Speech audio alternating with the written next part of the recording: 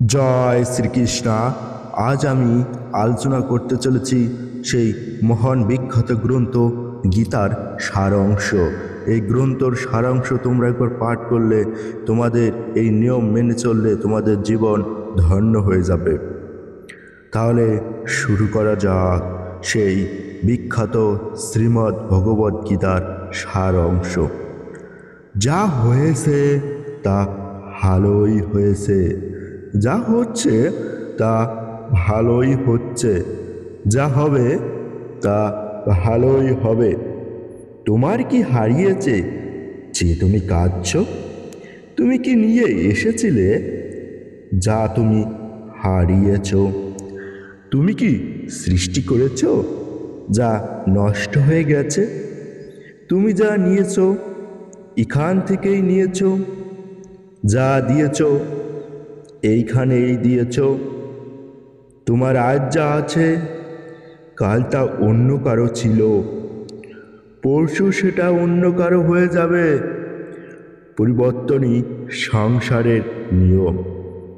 আমরা যদি এই কথাগুলো ভক্তি সহকারে শুনি, তাহলে আমাদের জীবনে কিছু চাপা থাকবে না। এই গীতার সারাংশ যে বুঝতে পারবে, সে পরবর্তীকালে মহান ঈশ্বরের কাছে প্রাপ্তি লাভ করবে। কারণ এই গীতায় আছে আমাদের হিন্দু ধর্মের সব কিছু। মানুষ আমরা কিছুই পৃথিবীতে নিয়ে আসিনি, নিয়ে যাব না। শুধু আমাদের এই নিথর শরীরটা ছোট থেকে বড় হয়েছে, সেই নিথর শরীরটাই শুধু রয়ে যাবে। তাই আমাদের কি হারিয়েছে যে তার জন্য আমরা কাঁদব? কি নিয়ে এসেছিলাম যে তার জন্য আমরা কাঁদব? কারণ আমরা জন্মের সময় কিছুই নিয়ে আসিনি যে তার জন্য আমাদের এত আশা আকাঙ্ক্ষা রয়েছে। শুধু জন্মের সময় আমরা আমাদের একটা প্রাণ নিয়ে এসেছিলাম, যেটা প্রত্যেকটা জীব নিয়ে এসে সেটা আমরাও নিয়ে এসেছিলাম।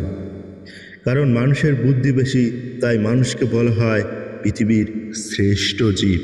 কিন্তু এই সৃষ্টি জীব হয়েও আমাদের মধ্যে রয়েছে নানা আশা আকাঙ্ক্ষা, চাওয়া পাওয়া। তাই এই জিনিস আজ যা আছে কাল তা অন্য কারো হয়ে যাবে, তারপর অন্য কারো হয়ে যাবে। এটাই পরিবর্তন সংসারের নিয়ম। তাই এই কথাগুলো তোমরা যদি গভীরভাবে উপলব্ধি করো, তাহলে তোমার জীবনে কোনো দুঃখ কষ্ট থাকবে না। তুমি শুধু ঈশ্বরের নাম করবে, এভাবেই তোমার জীবন এগিয়ে যাবে।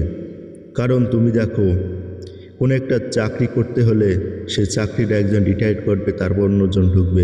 এভাবেই পরিবর্তন মানুষের সংসারের নিয়ম।